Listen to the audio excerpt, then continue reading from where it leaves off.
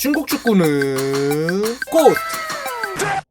안녕하세요, 고스입니다. 중국 축협의 셀러리캡 적용으로 인해 중국 리그 모든 팀의 선수들이 영향을 받게 되는데요. 외국인 선수들 뿐만 아니라 중국 선수들 또한 연봉 제한에 의해 엄청난 타격을 입게 됐습니다. 물론 여러분들 중 대다수는 약 8억 원의 연봉이 중국 선수들에게 있어 딱히 낮은 액수는 아니라고 생각하실 수 있을 듯한데요. 하지만 그럼에도 불구하고 탑급 중국 선수들은 상당한 연봉을 받고 있었기 때문에 여기에 반발할 게 불보듯 뻔했습니다. 광저우 황다에서 여기에 반발하는 중국 선수가 태어났는데요. 아틀레티코 마드리드 B팀 출신인 쉬시는 나름대로 유럽물을 먹었기 때문에 좋은 대우를 받으며 중국 리그 최강팀 광저우 황다로 이적할 수 있었습니다. 세후 800만 위안의 연봉을 받는 조건으로 2016년부터 뛰기 시작한 쉬시는 올해로 계약 만료가 되기 때문에 하필이면 셀러리 캡이 적용된 이후 재계약을 해야 하는 타이밍이 오고 말았습니다.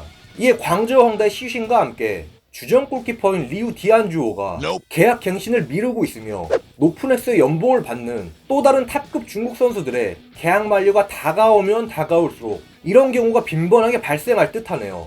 아무튼 세후 800만 위안의 연봉을 받던 쉬신이 세전 500만 위안의 계약을 하게 된다면 세금을 떼고 들어가는 연봉이 275만 위안이라고 합니다. 거의 3분의 2 수준으로 연봉이 급감하기에 어찌 보면 쉬신의 재계약 보류가 이해되긴 하지만 그렇다고 해서 중국 리그 다른 팀으로 이적을 하더라도 그냥 노답인 상황입니다. 외국인 선수 같은 경우에는 실력적으로 뛰어난 선수가 많아 그냥 탈중국 해버리면 그만이지만 중국 선수들은 그 정도의 연봉이라도 챙겨주는 중국 리그 말고는 딱히 대안이 없을 텐데요. 또한 혹시라도 이명 계약이 적발될 경우 해당 구단의 징계와 함께 해당 선수는 2년 자격정지 징계를 받기 때문에 이변이 없다면 울며 겨자 먹기로 재계약할 가능성이 굉장히 높아 보입니다. 주전 골키퍼인 걸 감안하더라도 디안주오가 많이 받는 듯한데 광저우 황다의 로테이션 자원인 쉬신이 13억 이상의 연봉을 받고 있는 자체가 중국 선수들의 연봉에 거품이 얼마나 껴있는지를 보여주는 단적인 예라고 할 수 있는데요.